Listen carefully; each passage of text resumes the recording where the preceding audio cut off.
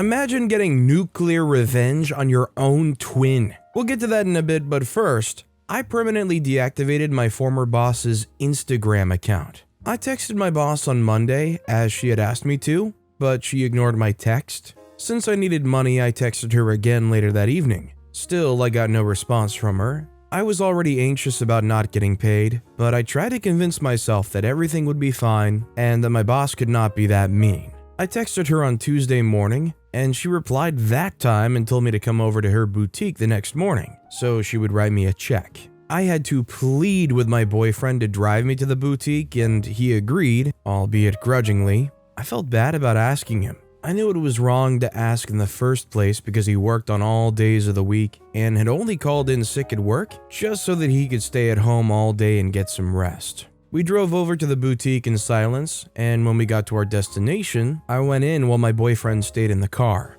My former boss's assistant was speaking with a customer when I walked in. "Hello," he greeted me, smiling at me. I'd always thought he had a strange way of smiling. I told him I wanted to see her, and he frowned. "She's not even in this state. You know that, right?" I said, "What?" She said, "Yes, honey, you should have told her you were coming before coming over to the boutique. Her flight took off early this morning. I think it's something about her boyfriend's birthday." I was devastated because I needed the money and had hoped that taking the check would be the end of my constantly following her around. I said I told her I was coming. She asked me to come. Her assistant frowned. "She did? Geez, I'm sorry. She probably forgot. She sure forgets these things a whole lot." I said, "Could you let her know I stopped by?" I said, "Sure, honey, I will." I left the boutique in frustration and got in the car with my boyfriend. He said, "So?" I said, "She traveled this morning." He said, "What? She asked you to come over to the boutique, didn't she?" I said, "Yes." My boyfriend was irritated.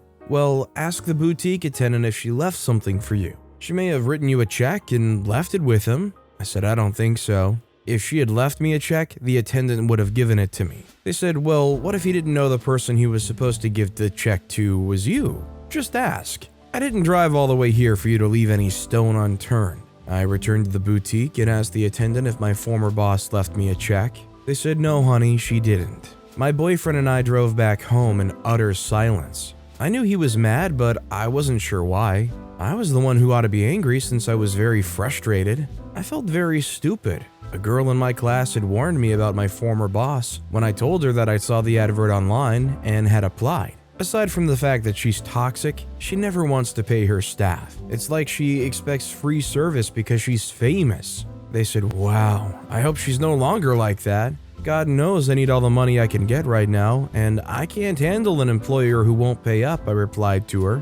She shrugged and we talked about other things that day. Before she left the lecture area, she left me with some advice. Make sure you have some kind of contract signed. I think a lot of people neglect to sign a contract because she's popular. I thanked her for the advice, but did I take it? No, my stupid self didn't take it. I went ahead and started working for my former boss with no employment contract. She told me how much she'll pay, and I just agreed. Since I was just going to be a social media manager and didn't have to show up at any of her stores, I thought that was a cool way for me to make some extra cash. I already worked at a bookshop just outside the campus, and I had exhausted all my working hours. I couldn't take on more physical jobs because it wasn't even legal to.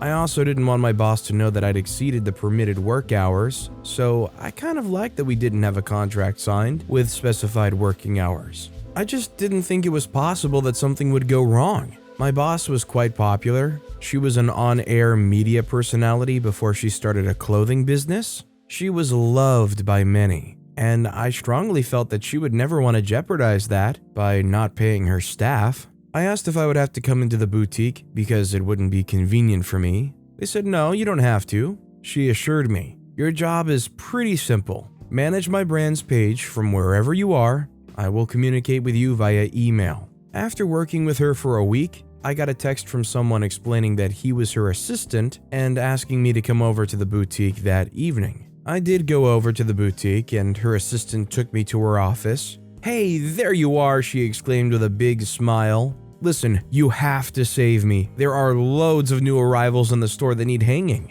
Before I could ask her what exactly she was talking about, she pointed at the door where her assistant was standing. I went to him and he took me to a room labeled staff only in the boutique. I assumed that was the store she was talking about, and I was right. He led me in and showed me a huge pile of clothes. I was supposed to have the clothes hung. "Let me know if you need help," he said, and turned around. I was too scared to say anything. I'm usually too scared to speak up for myself, and that's caused me so much harm. I do need help," I stammered. He turned to me and leaned closer. "Well?" I said, "I can't do this alone. Aren't you gonna help?"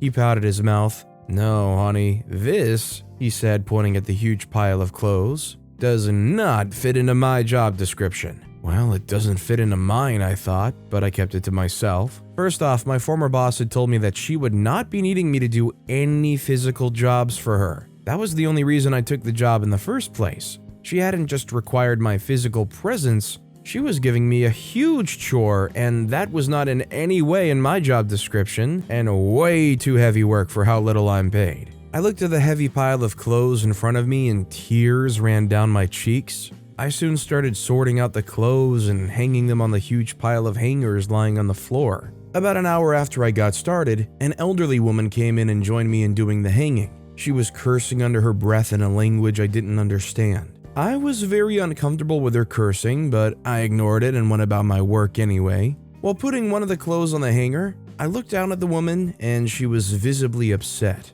I decided to say something nice to her. My day was ruined and hers was too, but I could at least try to make sure one of us left feeling a bit better. "I'm sorry you're upset," I said to her. She stood inside. She was a really small woman, most likely in her late 50s. For some reason, she reminded me of my mother back home. "She not a good person. Fine job, not here," the elderly woman managed in English. I said, "Do you have a bad working experience with her?" The woman looked shocked. It was as though she expected me to know better. "She bad person.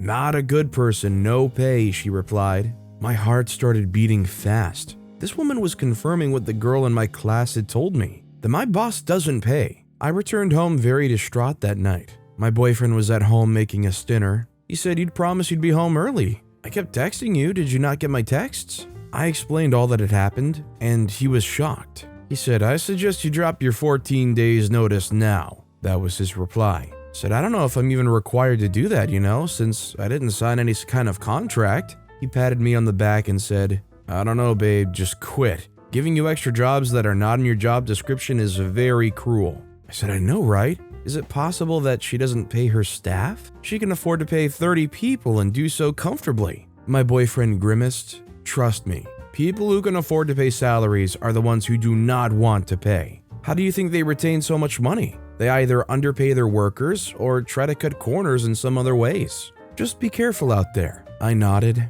I was going to quit that job. I couldn't handle a repeat of what had happened that day. I saw the classmate I'd spoken to about my new job with her friends the day after. "You did what?" she exclaimed when I told her about the clothes hanging incident. "That is very wrong. You should have walked out immediately and let her have it. Now that you did it for the first time, she's going to call you again for another emergency." I knew my classmate was right, but I was going to quit anyway. I'd worked for more than a week.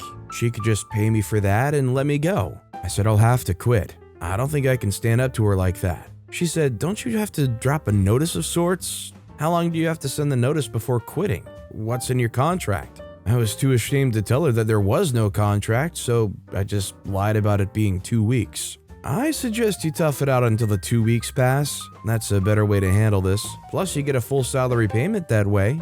I decided I was going to do as my classmate had suggested, except that I wasn't going to provide any notice. I was going to work for the whole month, get paid, and leave. All went well in the second week. The number of followers and engagements we had increased drastically, and even my boss noticed. She sent an email thanking me for my hard work.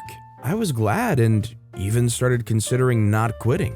Perhaps the clothes hanging was a one-time thing. The next Monday, she asked to see me at the boutique.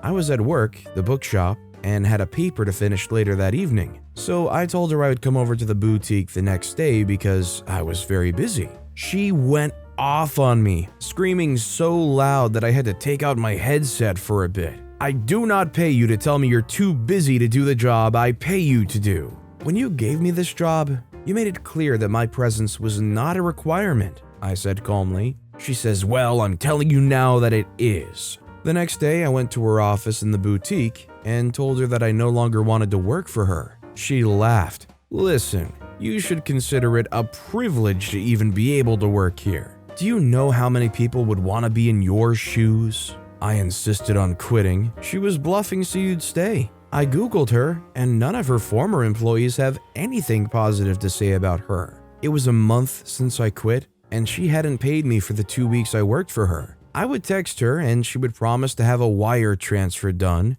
but she wouldn't. I was frustrated for so long. The girl from my class tried to get me to a call out online, but my boyfriend was against it. She's an influential woman and can make you pay for it. If you aren't going to let the money go, just keep asking for it. I did as my boyfriend advised. I kept asking her for it, and she kept disappointing me. When my boyfriend and I got home, he went into the bedroom and wouldn't even speak to me. I knew he was angry about having to drive there when he'd taken the day off to rest, and I felt very guilty about it. He had told me numerous times to let it go, but I refused. I had worked very hard on her page, and I was not about to allow my time and efforts to go to waste. All through that evening, I thought of ways to get back at her. She knew she was going on a trip, yet she made me go all the way to the boutique. An idea came to mind. I was going to do something to her Instagram page. Her page already had lots of followers and engagements. Losing an Instagram page with that much following was a huge deal. It was just like losing a lot of money. I had access to the email address for the page and the page's login parameters, but I didn't know if she had changed it since I stopped working for her. I pulled my phone out of my purse and tried to see if I still had access. I did. I did a little dance in the living room and Googled how to deactivate an Instagram account. I followed the steps and deleted her account permanently. The good thing about it is that she could never get it back, nor could she use the same username for a new account. I didn't hear from her until a week after. She sent an email asking if I'd done anything to her account because she couldn't find it. I couldn't be bothered to even reply to her. She didn't mention my money in the email and never paid me, but I felt vindicated since I'd also taken something that belonged to her. She would have to invest a lot of time and energy into building a new Instagram account that would have that much engagement. And the funny part is she may never get one as active as the one I deleted. It is such a bad move to do work without some kind of written agreement or contract. But on the flip side, if somebody's doing superstar work for you and getting you engagements, wouldn't you want to retain that person and pay them? OP got them numbers and they still didn't care. Our next story is giving my twin a taste of his own medicine. I can't count the number of times I've heard people say, "You're lucky. I wish I had a twin," to me. It happens nearly every time we're seen together, and I can never really say anything but politely smile and nod. But if I'm being truly honest, it's been anything but lucky being the twin sister to a rowdy, rambunctious man-child that's been pampered by everyone else around him. My twin brother Eric, fake name, and I were born to incredibly religious parents. They were Baptist, and our father had been a reverend for a few years before his retirement when we came right after. And our mother was his very loyal assistant, and she adored him so much. Right from when we were very small children, I was treated much different than my brother. He was allowed all of the big toys, and I was given dolls and teddy bears. Now, it wasn't like I hated my own toys, because I didn't. I'm someone who learns to adapt quickly, and once I learned as a little kid that getting my way with my parents was next to impossible, I learned pretty early to be content with whatever I had. Eric didn't get the memo because everything I had, he wanted. I never refused him, but sometimes he threw tantrums for the attention and destroyed my things for the fun of it. I did try to complain to my parents, but they only responded with things like, "He's your brother, learn to deal with him," and many others like that. Imagine saying things like that to your 6-year-old daughter in front of her twin brother. As we grew older, all I was taught was tolerance for my brother. Everything else I learned was by sheer will and the kindness of others who attended our church. My parents were obsessed with their son and acted as if they wanted nothing to do with me. I stopped noticing pretty early on and started to live my life as independently as possible, staying out of their way and being in my brother's shadow. As much as it was an odd thing for a child to be going through, it allowed me to explore a lot of things without my parents breathing down my neck like they did with my brother. Did I get into a couple of messy situations on the way? Yes, but did I eventually figure a way to get myself out? Yes, I did. When we turned 13, we moved towns, and my parents decided that it would be a good idea to take us to a boarding school that also ran summer camps, so that they could do a little traveling before they got too old for it. This was the point that my brother started to get a different lease on life, and the realization that life couldn't be the way he wanted at the time. The school was pretty lenient with rules, but the ones they had, they were very strict with, one of which were uniforms. We wore uniforms from Monday to Thursday, and then our personal clothes for the rest of the week. On various accounts, he was seen disobeying the rules, and after the third time, he was sent to a week-long detention. Detention was different in this school because it was physical labor. You had to work alongside the janitors for the entire week, missing classes and doing whatever they asked.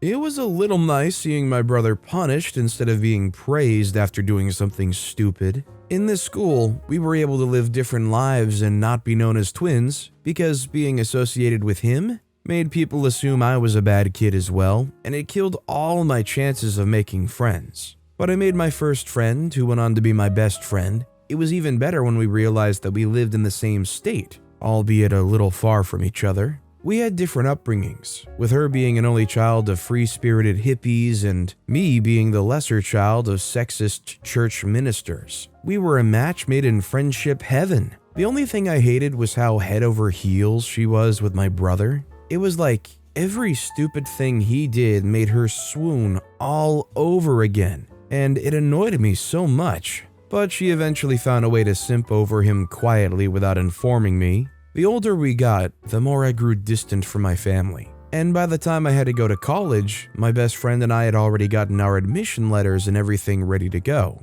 My brother Eric got admission into a couple of different universities, as did I, because we tried out for the same colleges, and decided he wanted to go to one different from me. My parents refused us going to different colleges across state, their reason being that they wanted my brother to watch over me. It was very twisted logic, but it was theirs. I'm sure he did it just to spite me, but Eric decided to go to a whole other college. It took my best friend and I begging him, doing all of his chores for the entire summer, and promising him one favor that he could cash in on whenever he felt like it, for him to agree to the same college. Out of desperation, we agreed to say yes to whatever it was that he would ask. And we even signed some makeshift documents on his laptop. All very childish if you ask me, but what more does one expect of Eric? Summer was over soon enough and we went off to school.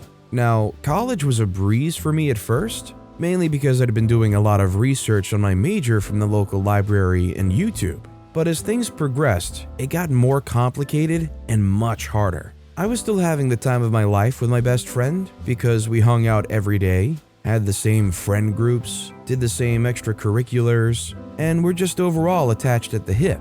During our first semester exams, we grew a little distant because we were both overachievers who feel the need to be at the top all the time. And while we weren't blessed with the natural ability, if we studied hard enough, we could actually make it happen. After the exams were over, she had to hurry home for the holidays because her family was traveling overseas. Our nightly FaceTime started to get cut shorter and shorter until we stopped them completely and conversations felt forced. I like to think that even best friends needed space from each other, so I did give her space and started hanging out with other friends that also didn't go home for the holidays. I occupied myself through the Christmas and holidays, hoping that when my best friend returned, we could go back to normal. Things were even weirder when she came back because she didn't even inform me and I learned from a mutual friend. I assumed she wanted to pull a surprise on me and kept on pretending that I didn't know she was around. 2 weeks passed and I figured that maybe something was wrong. I crept up on her without her knowledge, and I was so shocked by what I saw. My best friend looked like a shell of herself, so thin and sickly looking. Even when I was looking in her eyes, she tried to run from me. I dragged her to my dorm and asked her what the problem was. She cried for a very long time before finally speaking up about the reason she'd been avoiding me. Apparently, she went to a party on the night after our final exams. I had chosen to skip it and sleep instead, and she ran into my brother. She was a little tipsy when she did and couldn't help being giggly around him. I mean, she did have a crush on him, They got around to making out, and then he asked her to hook up with him. She refused and tried to leave, but he decided to cash in on the favor that she owed him and used it to have his way with her even when she begged him not to. My brother basically R-worded my best friend. I was livid, but that wasn't all. She had found out that she was pregnant the week before she had to resume school, and the fear and dread of it all had stopped her from eating or taking care of herself. Once I was able to calm her crying self down, we took an Uber to the farthest health center from the school so that she could be tested and make sure that she was really pregnant, as well as if she got any other things for my brother. The pregnancy test came out positive, and she also tested positive for one of the worst sexually transmitted diseases there were, chlamydia. The health center was run by amazing women who recommended to us an under-the-radar clinic, and we were able to end pregnancy and start treatments for the STD. It was a very draining process, and I did everything in my power to make sure that my best friend did not become a shell of herself. While all of this went on, my brother continued to mess around, and I decided to take matters into my own hands. My BFF and I share this friend, and the only way I can describe her is hot goth GF. She's this gorgeous, dark-skinned girl who always had the most beautiful makeup and even prettier clothes. I had no idea where she shopped or how she developed her sense of style, but some part of me didn't know whether it wanted her or wanted to be her. I'll call her Laura. During the time that my best friend and I were growing distant, Laura and I got closer and maybe kissed a few times. She was a constant in my life, and she knew the situation at hand. She offered to help me teach my brother a lesson, and I agreed. She got closer to my brother for the sole reason of finding out everyone that he had slept with for two reasons. One was so that we could send them information that they needed to get tested and treated, and the other was for a much bigger plan. Like I expected, my brother fell head over heels for Laura. She didn't let him kiss or touch her, and he was fine with it, as long as she went out with him in public. He let her in on his passwords when he was intoxicated once, and she did all of the research she needed to, finding all of the blocked people and even the ones he was still texting. Toward the end of the semester, there was a huge party being thrown, and we planned the biggest way to teach my brother a lesson. It was a frat party thrown by Eric's fraternity, and although he didn't invite us, Laura did. She already had all of the information we needed sent over to me, and my BFF was just happy to be there to witness it. As the party progressed, my brother and a few other friends started a drinking game. At the same time, I got a hold of his phone, sat in a corner with a laptop, and sent a mass text message across the school. The message got him kicked out of his frat house, got him into trouble with the authorities in school, and also started a fight. I'll type it down right now. Hello everyone, I'm Eric Holder, and I'm confessing to infecting over 40 girls across the school with chlamydia. I also took advantage of a few of them, and you can ask them, because some of their names are below. Names inserted here. I am a chlamydia-spreading jerk and a boy who loves to take advantage of women. The message was sent straight from his phone, and he had no way to defend himself, because all of the girls who agreed to have us name them were open to answering everyone and anyone's questions. Eric, my dear twin brother, was suspended from school for a year, and for the first time I saw our parents disappointed in him. I didn't care about that though. I was just glad to see him punished for his crimes. I was gonna say I'm glad that they got the women's approval to put their names in there, because imagine the optics if they just went and outed all of these people. Needless to say, somebody needed to put this womanizing jerk in his place. But with that being said, that's all the time we have for today. Now, if you want to hear another absolutely crazy revenge story, check out that video on the left. Or if you missed my latest video, click on that video on the right. That said, I'll see you all next time with some more stories.